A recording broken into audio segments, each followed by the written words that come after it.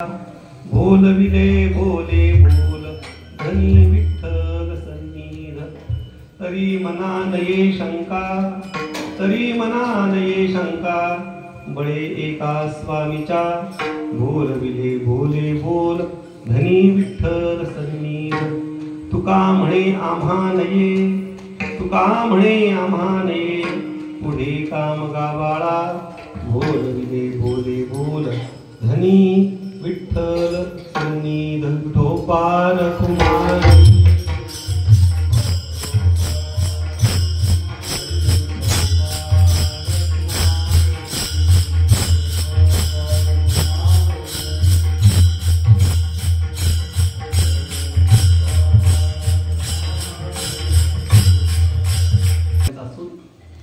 या अभंगामध्ये जगद्गुरु तुकोबार यांनी संतांच्या अवताराची मीमांसा प्रतिपादन केलेली आहे। यथामती आणि यथाकाल या अभंगाचं चिंतन करण्याच्या पूर्वी आजच्या या सेवेचं प्रवृत्तीनिमित्त जाणून घेऊन दिलेल्या समय सीमेमध्ये या अभंगाचं काहीसं चिंतन करण्याचा आपण प्रामाणिक प्रयत्न करू। हा जो नाममहोत्सव या ठिकाणी सुरू आहे, हा प्रभू श्री भार्गवरामांच्या या चिपळूण भूमीमध्ये हा नाममहोत्सव सुरू आहे। माझं काहीतरी पूर्व पुण्याई, माझ्या सद्गुरु परंपरेची पुण्याई, त्या पुण्याईच्या योगानं आज या प्रभू भार्गवरामांच्या चरणी वाङ्मयीन पुष्प समर्पित करण्याचा योग आलेला आहे। परशुरामांविषयी किंवा भार्गवरामांच्या विषयी बरंच काही सांगण्यासारखं, आपण सर्वजण या क्षेत्रामध्ये असल्यामुळं त्याचा मी काही जास्त विस्तार करणार नाही, पण त्यांच्या रावळामध्ये आपण त्यांची सेवा करतो, त्यांच्या संबंधाने काहीतरी बोलणं हे कर्तव्य म्हणून थोडक्यामध्ये त्याचा आपण विचार करतो। भार्गवराम हे भगवान महाविष्णूंचे अवतार आहे। त्यांच्याविषयी एका श्लोकामध्ये फार सुंदर रीतीने सांगितले आहे। अग्रतः चतुरो वेदान पृष्ठतः सशरं धनुः इदं ब्राह्मणं इदं शास्त्रं शापादपि शरावति। असं सांगतात, अग्रतः चतुरो वेदा पृष्ठतः सशरं धनुः इदं ब्राह्मणं इदं शास्त्रं शापादपि शरावति। भगवान परशुरामांचं महत्व असं आहे की या महात्म्याजवळ शास्त्र तेजही आहे आणि ब्राह्म तेजही आहे। हे फार अकल्पित स्वरूपाचं आहे। एकतर ब्राह्मतेज असू शकतं, नाहीतर क्षात्रतेज, दोन्हीपैकी दोन्ही जवळ जवळ असतात। पण या जिल्ह्याचं महात्म्य असं की या जिल्ह्यामध्ये ज्या प्रभू श्री शिवरायांची राजधानी आहे त्यांचंही हेच वैभव आहे। इदं ब्राह्मणं इदं शास्त्रं शापादपि शरादपि। आणि प्रभू भार्गवरामांचंही तेच वैशिष्ट्य, म्हणजे या जिल्ह्याचं महत्व काय की या जिल्ह्यामध्ये दोन्ही जे महापुरुष आहेत त्या दोन्ही महापुरुषांच्याकडे ब्राह्मतेजही आहे आणि क्षात्रतेजही, या दोन्ही गोष्टींनी संपन्न हे दोन्ही महात्मे। आता हल्ली ब्राह्मतेज आणि क्षात्रतेज याचा विचार करताना फार संकुचित अर्थ घेतला। त्याचा अर्थ खरं तर विशाल स्वरूपाचा आहे। थोडंसं आधुनिक परिभाषेमध्ये सांगायचं झालं तर ब्राह्मतेज म्हणजे बुद्धिशक्ती आणि क्षात्रतेज म्हणजे कर्तृत्व शक्ती। ज्याच्याजवळ बुद्धिशक्ती ही आहे आणि ज्याच्याजवळ कर्तृत्व शक्ती ही आहे, असे हे दोन्ही महापुरुष। आणि आताच गुरुजींनी मला सांगितलं, हा जो महेंद्रगिरी आहे, या महेंद्रगिरी या क्षेत्रामध्ये साक्षात श्री दत्तगुरु आणि भगवान परशुराम यांचा संवाद झालेला असं क्षेत्र आहे। परवाच प्रभू दत्तात्रय यांची जयंती झाली, त्या दोघांचा संवाद झालेले हे क्षेत्र। आणि हे भार्गवराम म्हणजे चिरंजीवतेचं वरदान लाभलेले महापुरुष आहे। आणि अशा या भार्गवरामांनी ती कोकण भूमी निर्माण केलेली आहे। किंबहुना समुद्राला मागे सरकवायचं काम ज्यांनी केलं आज हे भार्गवराम आहे। आणि त्यांच्याच भूमीमध्ये, या कोकण भूमीमध्ये आजची ही मला सेवा लाभलेली आहे। सुरुवातीला सांगितल्याप्रमाणे हा जो सेवेसाठी घेतलेला अभंग हा जगद्गुरु तुकोबार यांचा आहे। आणि या अभंगामध्ये जगद्गुरु तुकोबार यांनी संतांची अवतार मीमांसा सांगितलेली आहे। संत, भगवंत आणि मानव या तिघांचा जर विचार करायला गेलो तर मानवाचा जन्म आहे, पण संतांचा आणि भगवंताचा अवतार आहे. संतांच्या जन्माला आणि भगवंताच्या जन्माला जन्म म्हणायचं नाही तर अवतार म्हणायचं. मग मानवाच्या जन्माला जन्म म्हणायचं किंवा मानवाच्या अवताराला जन्म म्हणायचं आणि संतांच्या जन्माला अवतार म्हणायचं असं का? त्याच्या मागे थोडीशी कारण मीमांसा आपण समजून घेतली पाहिजे. पहिला प्रश्न असा आहे की आपण जन्माला का, काय विनायक महाराज जन्माला का आलो? जन्माला येण्याचं कारण पाप पुण्य म्हणजे पूर्वजन्मी आपण जे केलेलं कर्म, त्या कर्माच्या फळाचा भोग घेण्याकरता आपला जन्म. म्हणजे आपल्याला कुठे जन्म घ्यावा ह्याच्यामध्ये आपलं काहीच स्वातंत्र्य नाही. कोणत्या कुळात, कोणत्या क्षेत्रात, कोणत्या अवस्थेत, कुठे, कधी जन्म घ्यावा हे आपल्या हातात नाही. त्याचं कारण काय? तर आपला हा जन्म पूर्वजन्मीचं कर्म आणि त्या कर्माचं फळ ते भोगण्याकरता हा जन्म. थोडस शास्त्रीय परिभाषेमध्ये सांगायचं झालं तर मानव जन्म हा कर्म परवश. आता भगवंताचा अवतार आहे, भगवंताचा जन्म हा कर्म परवश नाही. त्यांनी काही केलेलं पूर्वीचं कर्म, पाप, पुण्य त्याचा भोग घेण्याकरता त्याचा जन्म नाही. मग त्याचा अवतार का, जन्म का नाही? तर भगवंत हा भक्त परवशतेने अवतार घेतो. साठविला राहे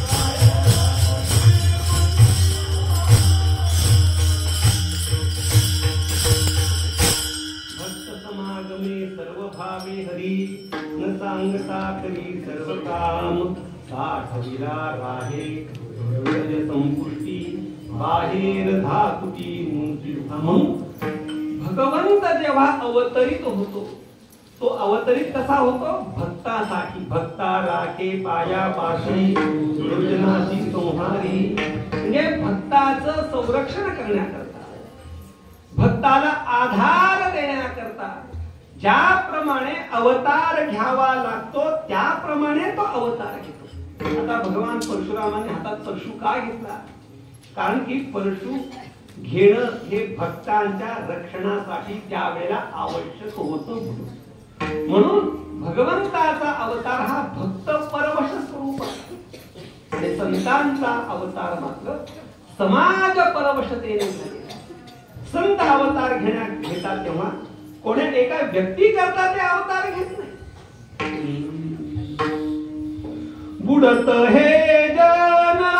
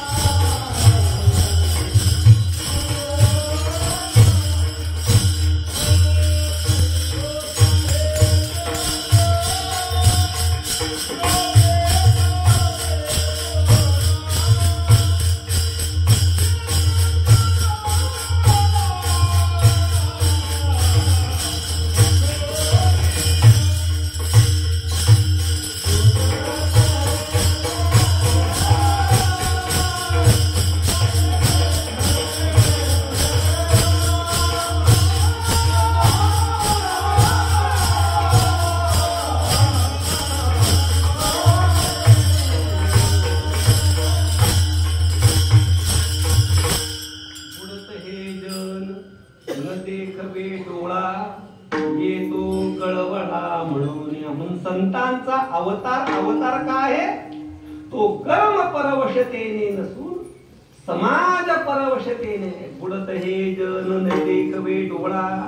समाजामध्ये निर्माण झालेला जो अंधार आहे, त्या अंधाराच्या निवृत्ती करता, समाजाच्या उद्धारा करता, जनसामान्यांच्या उद्धारा करता संत हे अवतरित होतात. अवतार तुम्हा भराया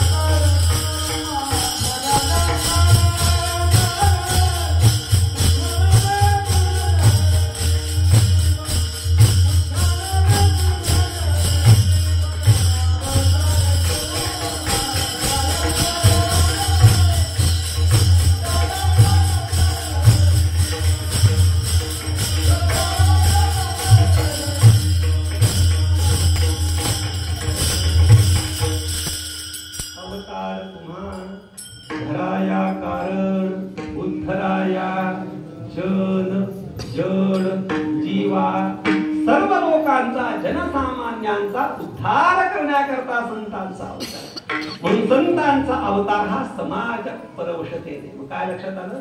मानवाचा अवतार कर्म परवशतेने, भगवंताचा अवतार हा भक्त परवशतेने आणि संतांचा अवतार हा समाज परवशतेने. म्हणून आपला आहे जन्म आणि संतांचा आणि भगवंताचा आहे अवतार. मग संत हे अवतरित होतात आणि अवतरित होऊन या अवनी तलावरती येऊन संत नेमकं काय करतात त्याचा विचार जगद्गुरु तुकोबाराय अभंगाच्या पहिल्या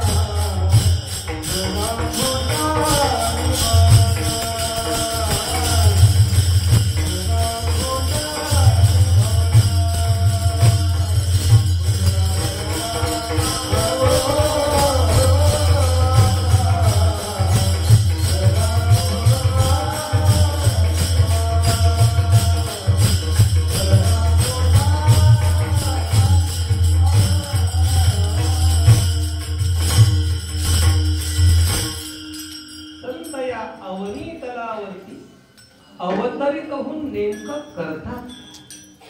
जगद्गुरु तुकोबाराय सांगतात, उजळा वया आलो वाटा, आणि अजून काय करतात, खरा खोटा निवाडा. ते वाट उजळविण्याकरता येतात. आता जगामध्ये जे लोक येतात ते वाट उजळवण्याकरता येत नाही, वाट लावण्याकरता येतात.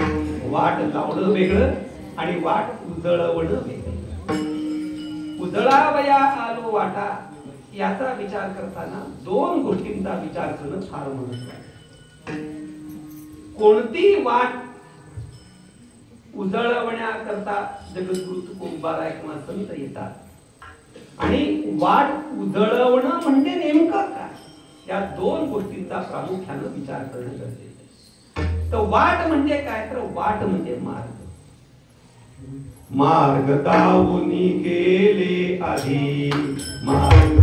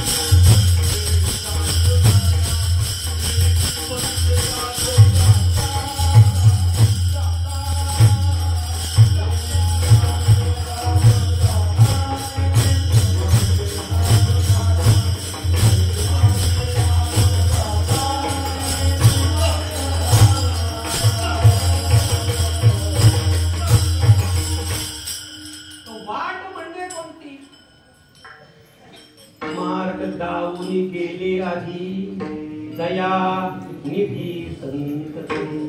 संतांनी दाखवलेला मार्ग म्हणजे सन्मार्ग ही वाट. शास्त्र सांगतं महाजनो येन गतस्स पंथः. पंथ कोणता? ज्या मार्गाने महाजन गेले. महाजन म्हणजे महाजन आडनावाचे जे महान, ज्यांना महान बोध प्राप्त झालाय असे लोक ज्या मार्गाने गेले. वेद मार्गे मुनी गेले त्याचे मार्गे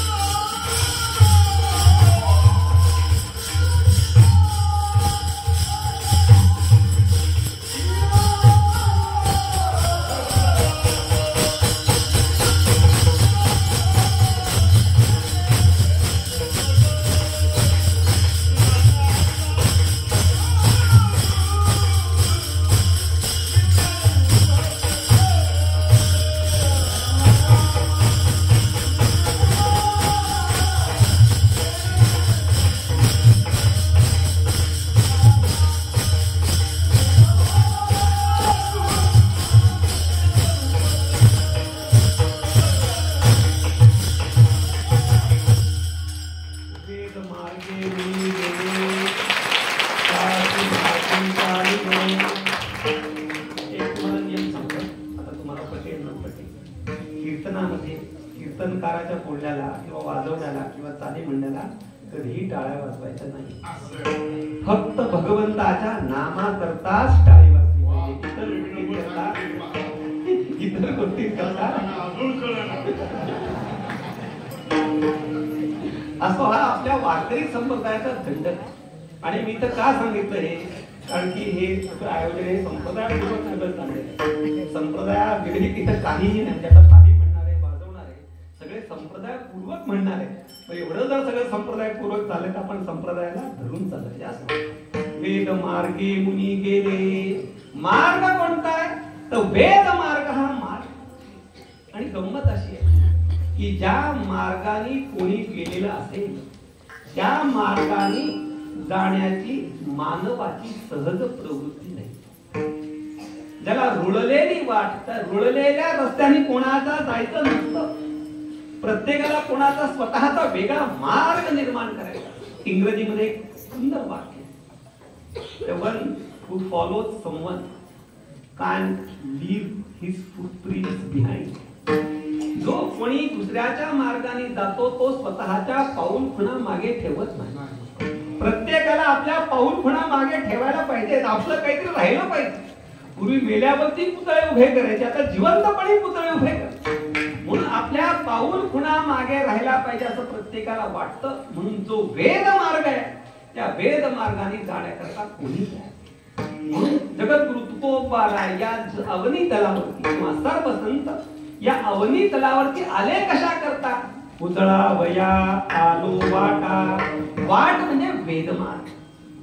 उजळवणं म्हणजे काय तर उजळवणं म्हणजे भांडी उजळवतात किंवा सोन्याचे अलंकार उजळवतात. उजळवतात म्हणजे काय उज्ज्वल करतात. उजळवणे याच्यामध्ये मूळ शब्द काय उज्ज्वल करणे. त्याला चकाकी लखलखीत करणे. मग आता एखादी वाट किंवा एखादा अलंकार किंवा एखादं भांड केव्हा उजळवायला लागतं काय विनायक महाराज. अलंकाराला कधी पॉलिश करावं लागतं. मालिन्य आलं असेल. हल्ली पुण्यामध्ये एक हे फ्रॉड आहे. ते घरी येतात आणि घरी येऊन सांगतात आम्ही तुमचे अलंकार उजळवून देतो. आणि त्या केमिकल मध्ये ते सोन्याचे अलंकार टाकतात आणि बरोबर सोनं त्याच्यामध्ये काही अंश त्या केमिकल मध्ये उतरतो आणि कमी झालेलं त्यांना देतात आणि ते सोनं चुरून देतात. असं उजळवणं म्हणजे उज्ज्वल. काय करायचं उज्ज्वल. रस्ता उज्ज्वल करायचा. म्हणजे पहिल्यांदा तो रस्ता मळलेला आहे आणि मळलेला रस्ता उज्ज्वल करायचा. आणि रस्ता उज्ज्वल करण्याकरता तो मळलेला असला पाहिजे. आणि उज्ज्वल कसा करायचा हे समजण्याकरता तो मळाला कशाने आहे हे समजलं पाहिजे. शर्ट जेव्हा आपण धुतो तेव्हा शर्टाला डाग पडतात तर पडलेला डाग कशाचा आहे याच्यावरती कोणता साबण वापरायचा हे ठरतं. जर साधा मळलेला असेल तर साध्या ह्याच्यात. आणि जर समजा ऑइलचा डाग पडला असेल तर काय करायला लागतं पेट्रोलनी धुवावं लागतं. म्हणजे जो मळ त्या कपड्यावरती आलेला आहे त्या मलानुगुण त्याला स्वच्छ करण्याच्या साधनेचा किंवा साधनांचा निर्धार केला. तर जगद्गुरु तुकोबाराय काय सांगतायत की आम्ही रस्ता उज्ज्वल करण्याकरता आलोय. रस्ता स्वच्छ करण्याकरता आलोय. मग रस्ता जर स्वच्छ करायचा आहे सत्पथ कुठे हो आहे का कुठे सत्पथ. गेलो होतो ना आपण कुठे सत्पथ. बद्रीनाथावरून ज्या मार्गाने पांडव स्वर्गाला गेले त्याचं नाव आहे सत्पथ. त्याचा अपभ्रंश सतोपंथ झाले पण खरं नाव काय सत्पथ. तर हा जो सत्पथ आहे हा सत्पथ स्वच्छ करायचा.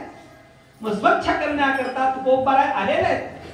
पण स्वच्छ करण्याच्या पूर्वी तो रस्ता कशाने मळलेला आहे किंवा त्या सत्पथावरती कशाचं मालिन्य आलंय हे समजणं महत्त्वाचं. म्हणून त्या सत्पथावरती मालिन्य कशाचं आलेलं आहे. अर्थे लोपली पुरा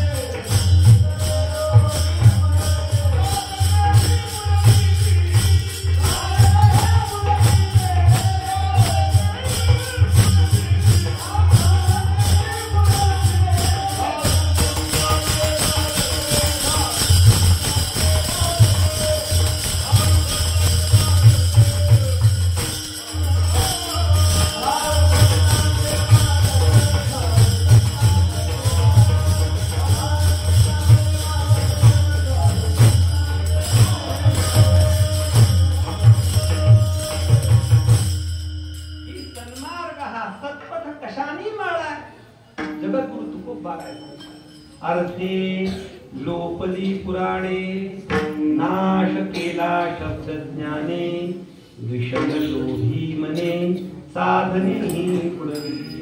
हा सत्पथ मलिन होण्याचं कारण, या सत्पथावरती मालिन्य येण्याचं कारण अर्थे लोपली पुराणे. पुराणांचे खरे अर्थ लुप्त झाले. किंवा त्याचा दुसरा भाव असा आहे की अर्थामुळे पुराण लुप्त झाली. म्हणजे काय? अर्थ म्हणजे पैसा, आणि पैशामुळे खरी पुराण लुप्त झाली. नाश केला शब्दज्ञाने, शब्दज्ञानाने नाश केला. उद्यापासून विचारसागर बंद करा. नाश केला शब्दज्ञाने, विचारसागर काय आहे? शब्दज्ञान. उद्यापासून बंद. त्याच्यातला बारकावा असा, नाश केला शब्दज्ञान. याच्यामध्ये जगद्गुरु तुकोबारांनी असं सांगायचं की शब्दज्ञानालाच अपरोक्षानुभूती ते समजायला लागले. शब्दज्ञान हे भिन्न आहे आणि अपरोक्षानुभूती भिन्न आहे, पण दोघांनाच एक समजल्यामुळे नाश झाला. आता हे एवढे दिवे लावले. आता हे दिवे लावायच्या ऐवजी एक कागद घ्या आणि कागद घेऊन प्रत्येका कागदावर मोठ्या अक्षरामध्ये दिवा लिहा आणि सगळे दिवे लिहिलेले कागद इथे लावा. प्रकाश पडेल का? त्याप्रमाणे नुसत्या शब्दज्ञानाने आपला उद्धार होणार. शब्दज्ञान हा उद्धाराकडे जाण्याचा प्राथमिक मार्ग, पण शब्दज्ञान हेच शेवट असा अजिबात. नाश केला शब्दज्ञाने, आणि पुढे जाऊन सांगताय विषय लोभी मने, साधने बुडवी. विषय लोभामुळे खरी साधन लुप्त झाली. ब्रह्मलीन हा सांगण्याचा माझा अधिकार नाहीये. ब्रह्मलीन रघुनाथ महाराज परभणीकर सांगायचे, कलियुग कधी सुरू झालं असं समजायचं ज्या वेळेला महाराज लोक बिघडतील त्यावेळेला खरं कलियुग सुरू झालं असं आपण समजायचं. आता तुम्ही विचार करा, सुरू झालंय का नाही झालं हे मी सांगायची आवश्यकता नाही. माझ्या सकट सगळ्यांना तुम्ही मोजून बघा. त्याचा अर्थ सांग. अर्थे लोपली पुराणे आणि विषय लोभी मने, साधनेही बुडविली. म्हणजे नेमकं तर प्रबोधन कार्याला म्हटलं जातं. समाज जागृतीचं साधना करणारे जे महात्मे, त्यांच्या अंतःकरणामध्ये ज्या वेळेला विषय लोभ निर्माण होईल त्यावेळेला समाजाची होणारी जी वंचना आहे ती कशानेही भरून काढण्याची नाही. त्याचं कारण सांगतो. ज्या वेळेला समाजोद्धारकाच्या मनामध्ये विषय निर्माण होतात, ते विषय वगैरे जास्त आपल्याला परखड बोलायचं नाही, कारण की परखड बोलताही येतं, बोलण्यासारखंही आहे, पण हे ते छान नाही म्हणून बोलायचं मर्यादा आहे. म्हणजे शृंगारामध्ये जाण्यालाही मर्यादा आहे आणि कडक बोलणं यालाही मर्यादा आहे. काय घडतं? ज्या वेळेला विषय लोभ, विषय म्हणजे आता बरंच सांगण्यासारखं, पण महत्वाचा विषय पैसा. या पैशाला कारण ब्रह्म असं संबोधलं जातं. आणि ज्या वेळेला समाजोद्धारकांच्या मनामध्ये कारण ब्रह्माच्या विषयी म्हणजे पैशाची लालसा निर्माण होते, त्यावेळेला ते समाजोद्धारक ती जी साधना आहे त्या साधनेचा यथावत उपदेश न करता आपल्याला जसा पाहिजे तसा अनुकूल अर्थ, म्हणजे जसा आहे तसा सांगत नाही. कसा सांगतात? जसा आपल्याला पाहिजे तसा.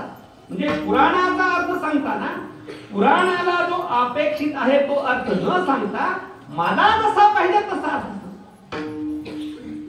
ब्राह्मणं दक्षिणां दद्यात्. शास्त्र सांगतं ब्राह्मणाला दक्षिणा द्या. मग हे काय सांगतात? ब्राह्मणाला दक्षिणा द्या. याचा भाव तुम्ही लक्षात.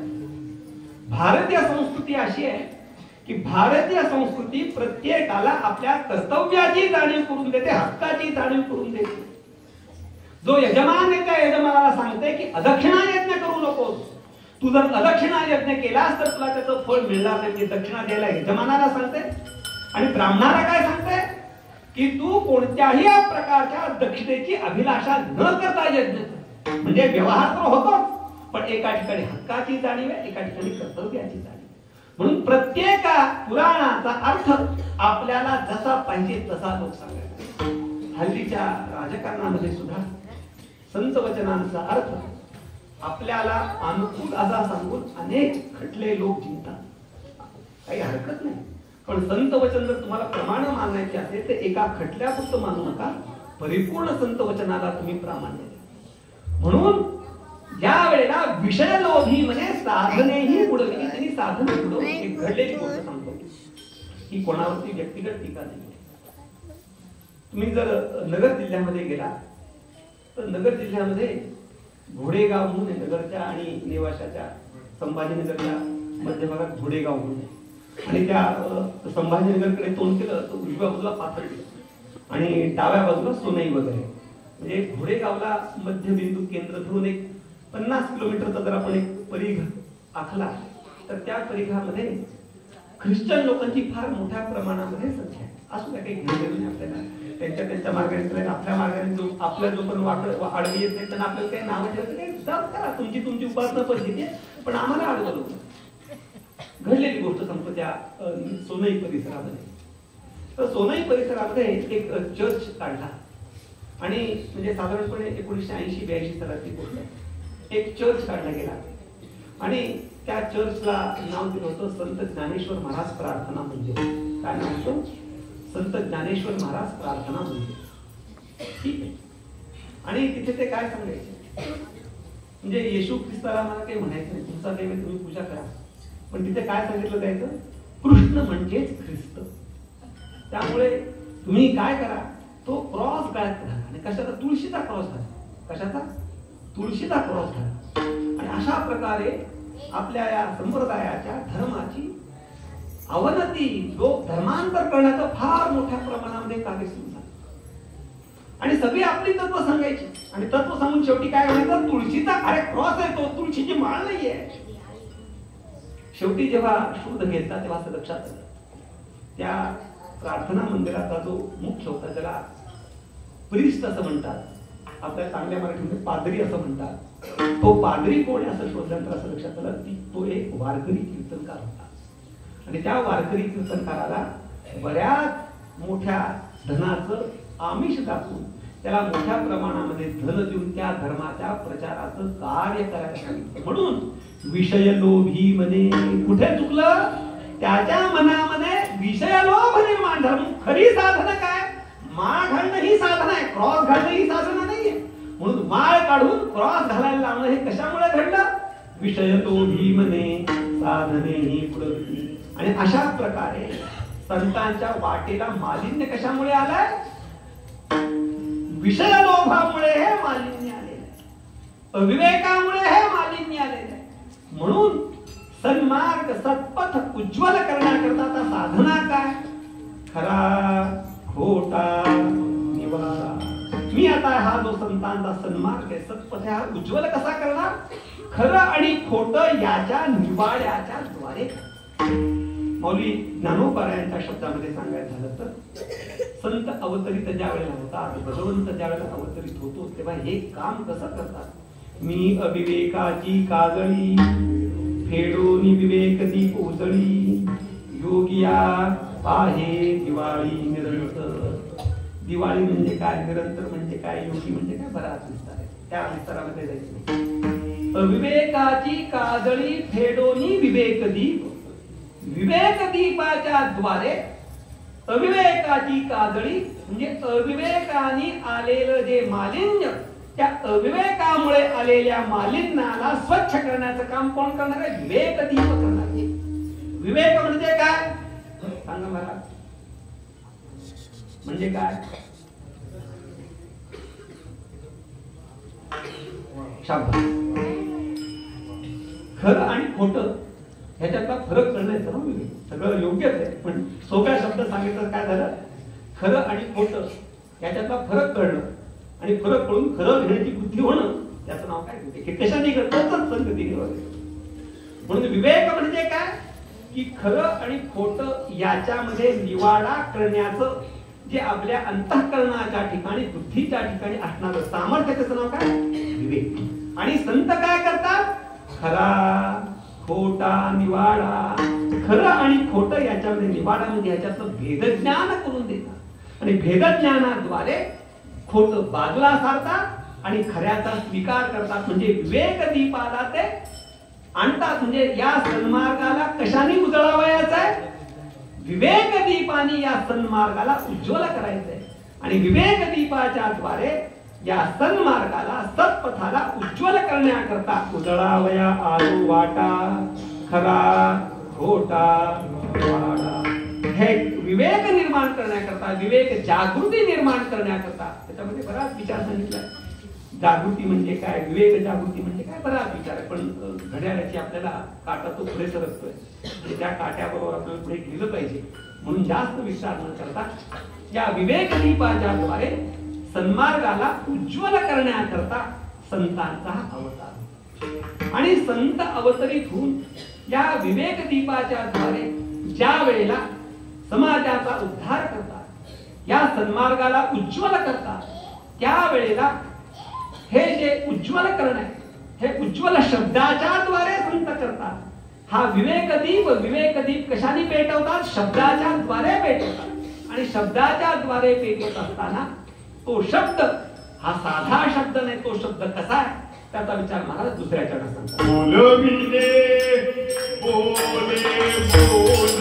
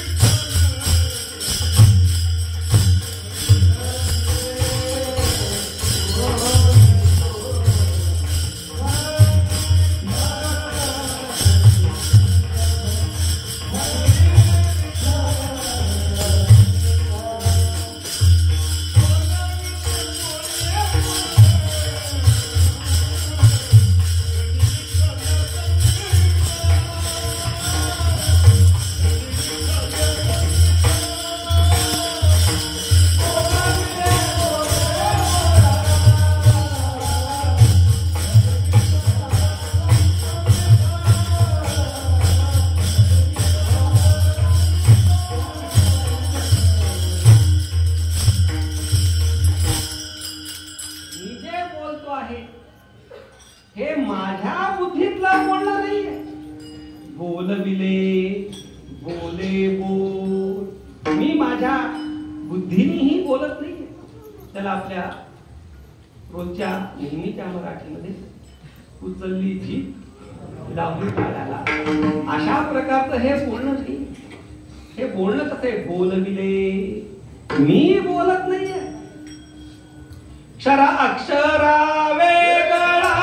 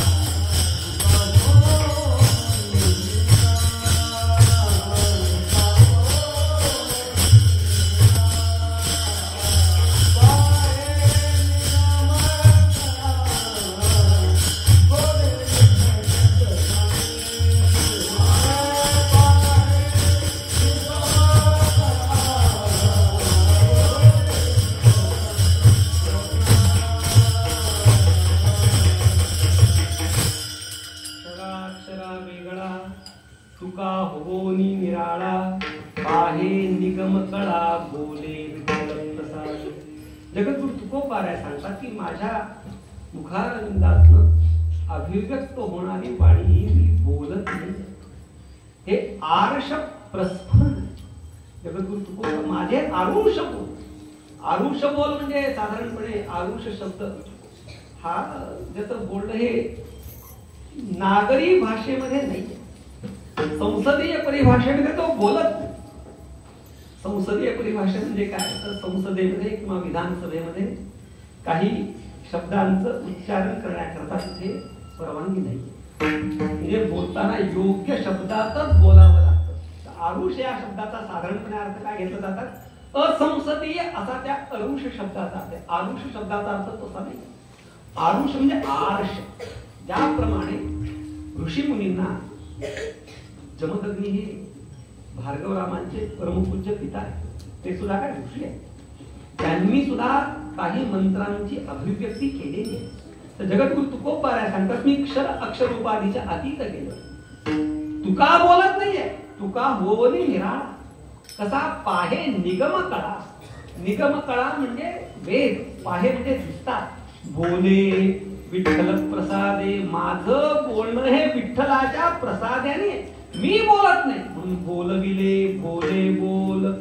करविली तैसी केली.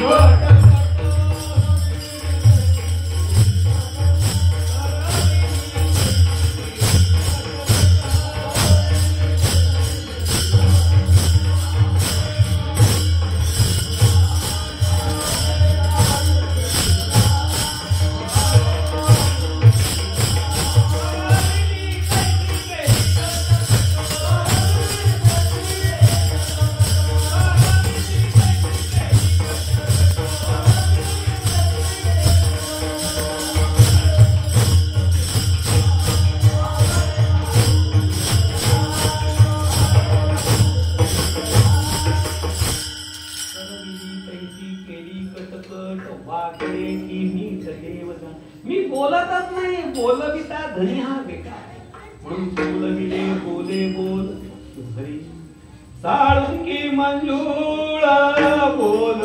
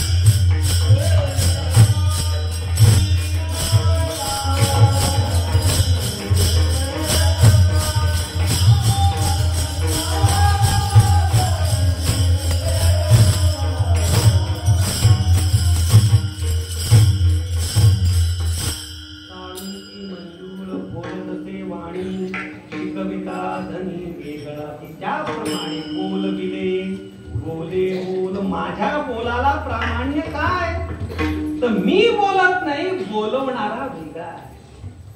प्रयोजक कर्तृत्व, प्रायोजक कर्तृत्व कोणाचं आहे वेगळा. मग ह्याचा प्रायोजक कोण आहे किंवा याचं प्रयोजक कर्तृत्व कोणाकडे. धनी विठ्ठल संधी.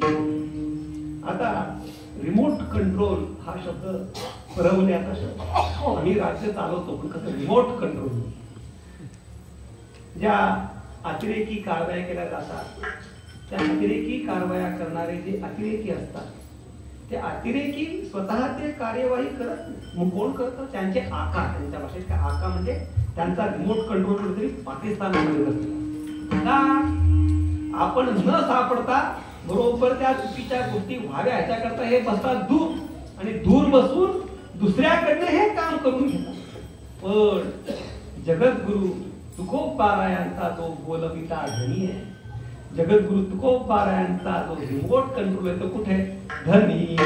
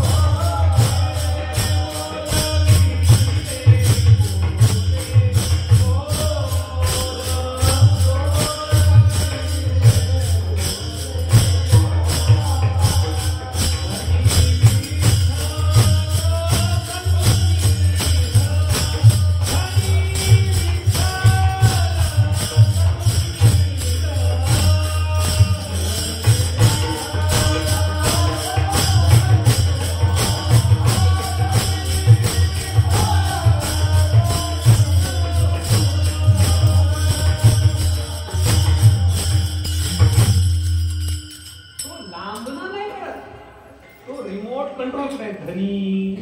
धनी म्हणजे माझा मालक, मालक म्हणजे माझा बोलवता धनी. कुठे कोण आहे? विठ्ठल. तो विठ्ठल आणि तो कुठे? सन्निध.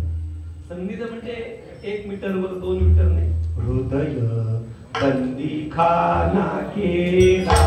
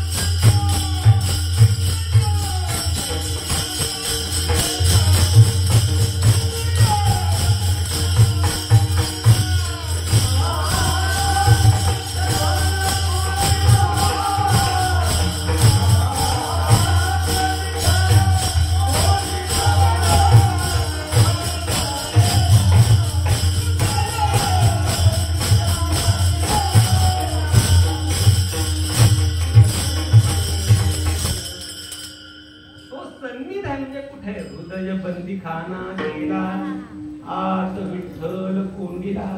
म्हणजे तो माझा बोलविता धनी, रिमोट कंट्रोल ज्याच्या मध्ये आहे तो माझ्या अंतःकरणात आहे, माझ्या हृदयात.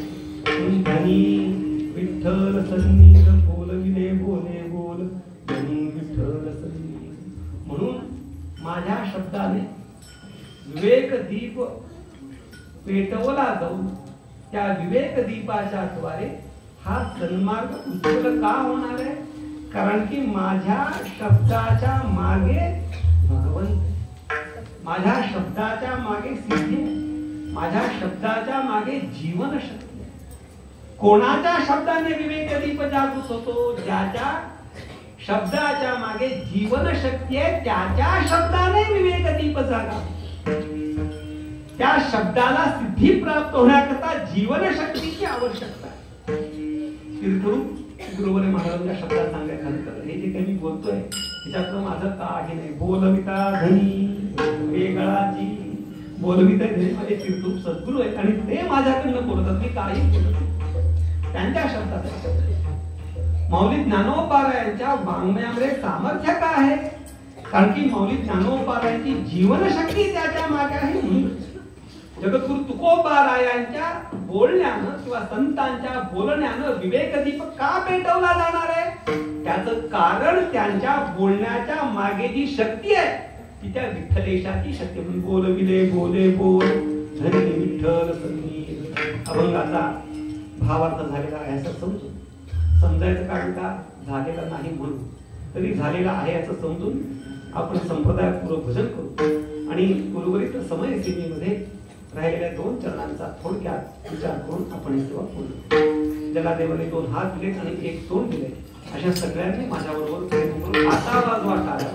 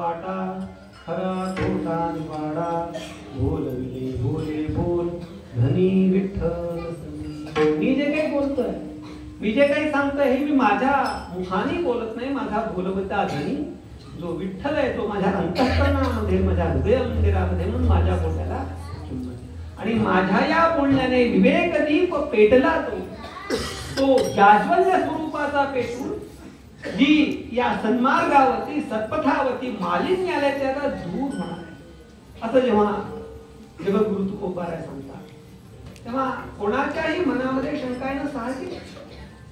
आमच्यासारखे कीर्तनकार बोलतात तेव्हा काय होतं विनायक महाराज? आमच्यासारखे कीर्तनकार बोलतात तेव्हा काय होतं? काही होत नाही, कीर्तन संपलं की गावात भांडणं लागतात, काही होत नाही.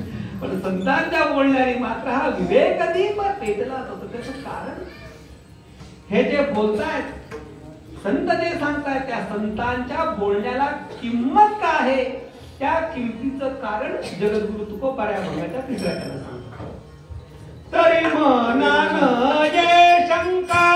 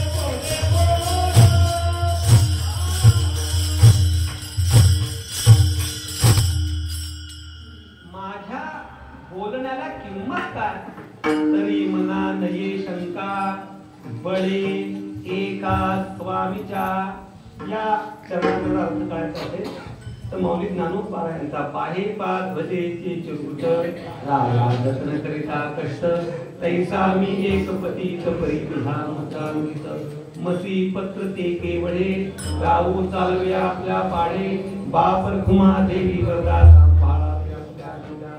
हा अभंगाचा परिपूर्ण भाव ज्या वेळेला कळेल तेव्हा तरी मनान ये शंका बळे एका स्वामीच्या हातात. उदाहरण एखादा शासकीय अधिकारी येतो आणि आपल्या धर्मापुरता इतकी संकट येतात 10 वाजता बरोबर बंद करा. मग त्याने येऊन बंद करा म्हटल्यानंतर आपण बंद करतो. का करतो? बळे एका स्वामीच्या, त्याच्या मागे शासनाचं राजाचं भय. मसी पत्र ते केवढे राहू चालवी आपल्या पाडे. एक डीडी म्हणून आहे का, डीडी डिमांड ड्राफ्ट. दुसरा काय असतो बँकर्स चेक, किंवा ते मध्ये घोटाळा झाला काय बँक गॅरंटी. बँक गॅरंटीला बराच मोठा घोटाळा झाला. म्हणजे खोट्या बँक गॅरंटी काढून अब्जवधी रुपयांना परदेशात लोक, तो विषय नाही. पण त्या बँकर्स चेकला किंवा डीडीला किंमत काय? तुमच्या सहीची किंमत आहे का? तो जो बँकेचा अधिकारी त्याच्या त्या सहीला. नोट म्हणजे काय आहे? कागद आहे. त्या कागदाला का किंमत आहे? तो गव्हर्नर मान्यता देऊन सही करतो. म्हणजे त्या 1000-500च्या नोटा बंद झाल्या. बंद झाल्यानंतर त्याची किंमत काय झाली? रद्दीमध्ये सुद्धा कोणी घेत नव्हतं. रद्दीत घेतले कोणाकडे सापडलं तर काय होईल म्हणून रद्दीत सुद्धा कोणी त्या नोटा घेतल्या. मग नोटेला किंमत आहे का सहीला किंमत आहे? कोणाच्या सहीला किंमत आहे? रिटायर झाल्यावर रिटायर व्हायच्या आधी, रिटायर व्हायच्या आधी. आता त्या तुम्ही मंत्रालयात जा, कोणावर टीका करायची वस्तुस्थिती आहे. ज्या वेळेला निवडणुका व्हायच्या होत्या त्याच्या आदल्या दिवशी रात्री 2 वाजेपर्यंत 3 वाजेपर्यंत कामं चालू होती. का? उद्यापासून सहीला किंमत मी जे बोलतोय त्या बोलण्याला किंमत का, त्याच्याविषयी तुम्ही शंका का घेऊ नका. बळे एका स्वामीच्या, मी त्या स्वामीच्या बळावरती बोलतो. त्याचा थोडासा सूक्ष्म भाव, भगवंताच्या बळावरती स्वामीच्या बळावर बोलतोय. याचा भाव असा आहे, श्रुती स्मृती ममैवाज्ञा. भगवंताचं बोलणं म्हणजे काय, श्रुती आणि स्मृती हे भगवंताचं बोलणं आहे. आणि मी जे काही बोलतो आहे त्या बोलण्याला श्रुती स्मृतीचा आधार आहे. मी निराधार बोलत नाही. आपण बोलतो वाद करा, विवादही करा, पण वाद विवाद करताना कुठेतरी श्रुती स्मृतीचा तर आधार. आपण कोणाला घाबरलं पाहिजे. समजा माझ्या बोलण्याने एखादा माणूस दुखेल याला घाबरलं पाहिजे का? नाही. कशाला घाबरलं पाहिजे? श्रुती स्मृतीला माझ्या बोलण्याला काही विरोध तर येत नाही ना, त्याला आपण घाबरतो. म्हणून जगद्गुरु तुकोबाराय सांगतात की माझ्या बोलण्याच्या विषयी कोणत्याही प्रकारची शंका तुम्ही घेऊ नका, कारण माझ्या बोलण्याला जो आधार आहे तो कशाचा आहे? श्रुती स्मृतीचा अर्थ आहे. वेद मार्गे मुनी केले, वेदाचा माझ्या बोलण्याला आधार. एक थोडासा विषयांतर करून आपल्याला सांगतो. आपल्या संप्रदायामध्ये काही महानुभाव जन्माला आले आणि ते महानुभाव असं सांगतात की मौली ज्ञानोबाराय, जगद्गुरु तुकोबाराय यांनी वेदाच्या विरुद्ध बंड केले. शक्य आहे का? हे मी सिद्ध केले. माझा जो PhDचा प्रबंध होता त्या PhDच्या प्रबंधामध्ये जगद्गुरु तुकोबाराय यांची वेदानुगमिता, वेदांचं त्यांनी अनुगमन कसं केलं याच्यावरतीच मग तो एक प्रबंध लिहिलेला आहे. म्हणून जगद्गुरु तुकोबाराय सांगतात की माझ्या बोलण्याविषयी शंका का घेऊ नका, तर माझं बोलणं हे वेदाधारित आहे. वेदाधारे बोलित, मी वेदाधारानेच बोलतो. मी माझ्या मनाने बोलत नाही. मग तरी मनाने शंका, बळे एका स्वामीच्या, त्या स्वामीच्या बळावरती, श्रुती स्मृतींच्या बळावरती मी बोलतोय. म्हणून माझ्या बोलण्याला काय. आणि कोणी जर या वेदाला न मानणारे असतील, श्रुतीला न मानणारे असतील, स्मृतीला न मानणारे असतील, तर अशा लोकांनी माझ्या समोर सुद्धा येऊ नये, असं परखड शब्दात जगद्गुरु तुकोबाराय शेवटच्या तुका म्हणे आमाने.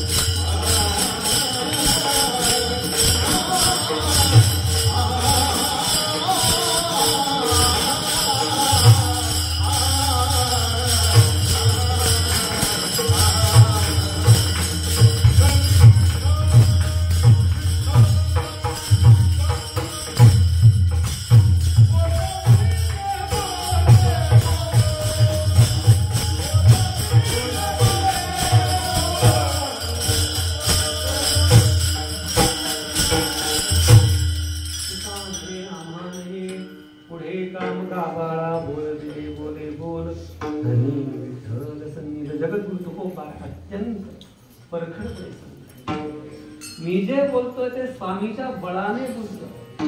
माझा बोलविता धनी हा विठ्ठल आहे.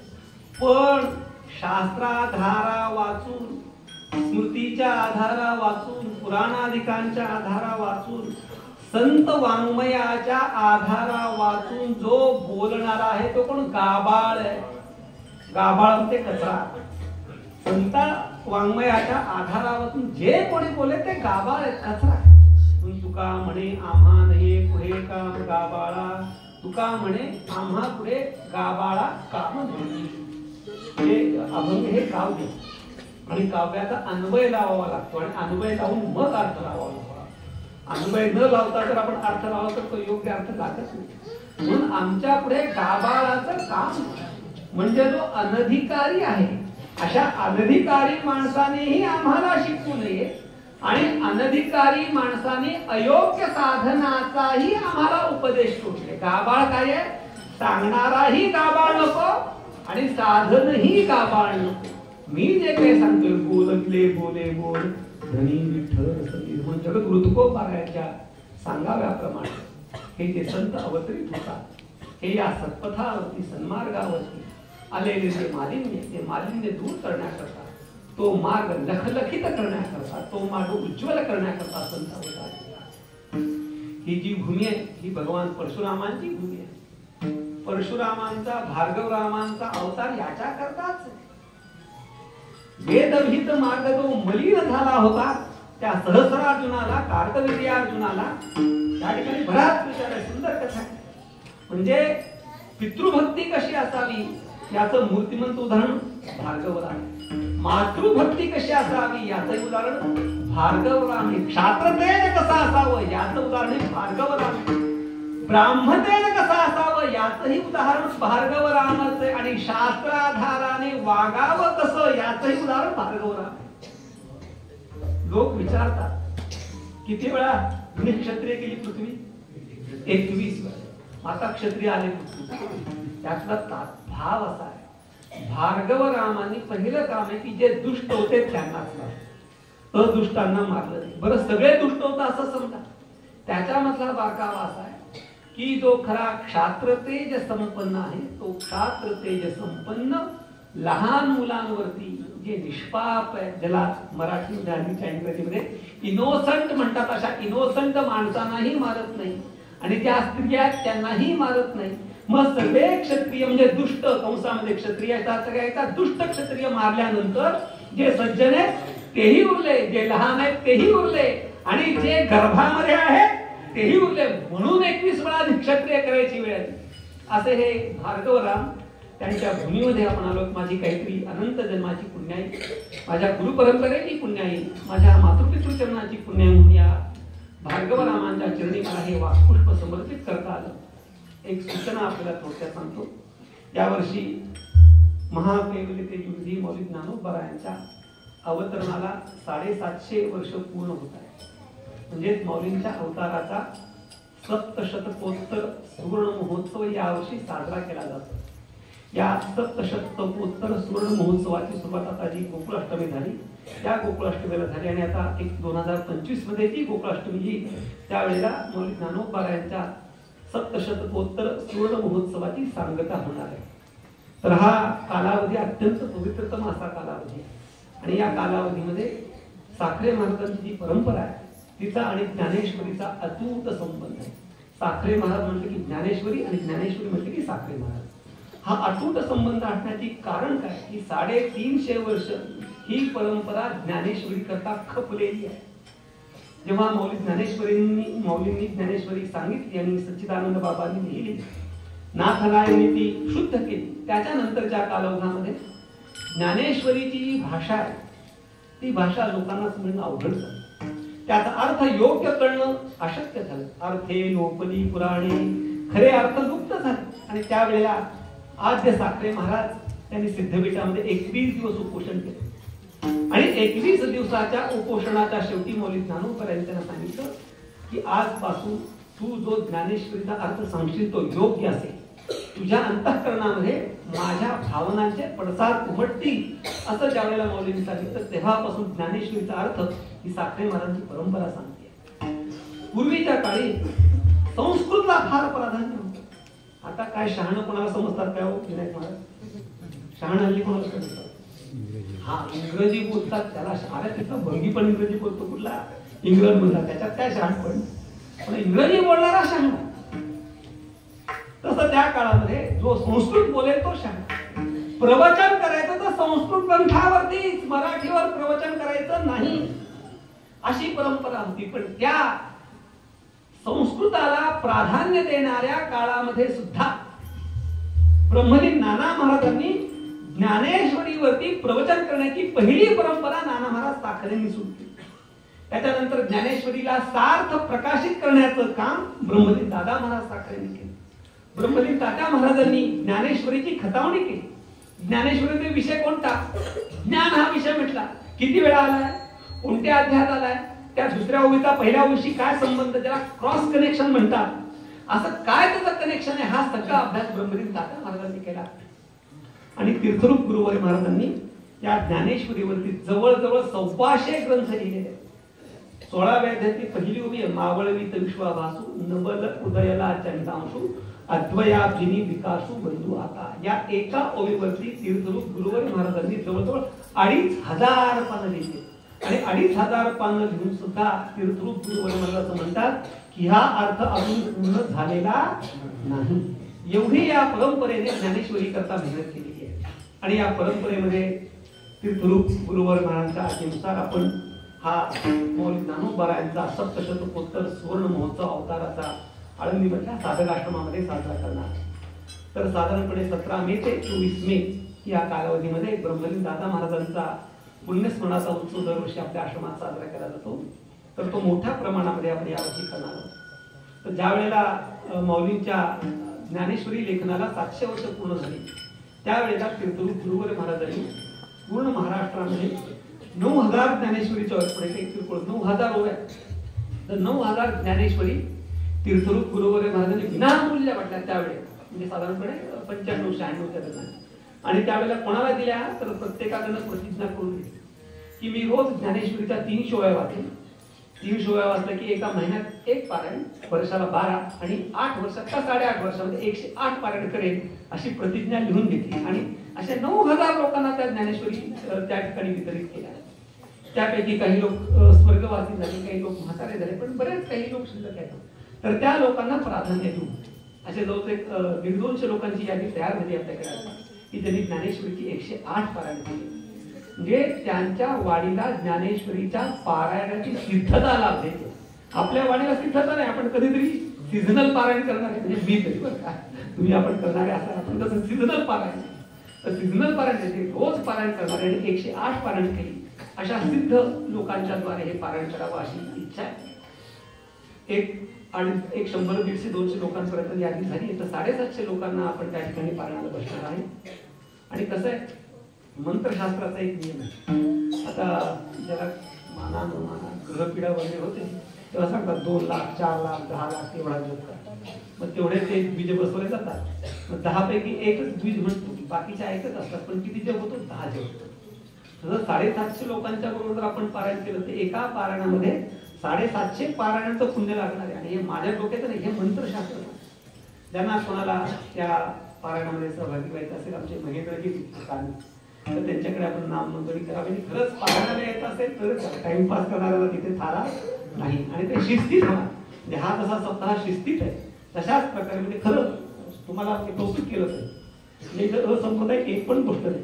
चाली सांप्रदायिक आहे, वाजवणारे सांप्रदायिक, म्हणणारे श्रोते सुद्धा सांप्रदायिकच आहे, कौतुकास्पद आहे असं बघायला मिळत नाही. पण अशा सांप्रदायिक स्वरूपाचा सप्ताह आदर्श सप्ताह होणार आहे. त्यांना कोणाला सहभाग घ्यायचा असेल आणि आमच्या महेंद्र महाराजांकडे त्यांची नावं द्यावी अशी सूचना. झालेली सेवा रुक्मिणी प्राण संजीवन बापू विठ्ठलेशाच्या चरणी, मौली ज्ञानोबा यांच्या चरणी, जगद्गुरु तुकोबा यांच्या चरणी आणि ज्याच्या रावळामध्ये आपण चिंतन करतोय त्या भार्गव रामांच्या चरणी. इत्येषा वाङ्मयी पूजा श्रीमद शंकर पादयोः अर्पिता तेन देवेश प्रियतां मे सदाशिव. या भार्गव रामाने या माझ्या वाङ्मयी पुष्पाचा स्वीकार करावा अशी त्यांच्या चरणी प्रार्थना करतो. ज्यामध्ये जे काही योग्य शास्त्र संवादी सुष्टू आहे ते माझ्या तीर्थरूप सद्गुरूंचे, माझ्या सद्गुरू परंपरेचे, असुष्टू चूक आहे ते माझ्या मडक्यात बुद्धीत नाही. आपण सर्व ज्ञाते निरक्षीर विवेक संपन्न श्रोते आहात. योग्य त्याचा स्वीकार व्हावा, अयोग्य माझं माझ्यापेक्षा राहू द्यावं एवढं सांगून मी माझ्या चिंतनाला विराम देतो. ज्ञानेश्वर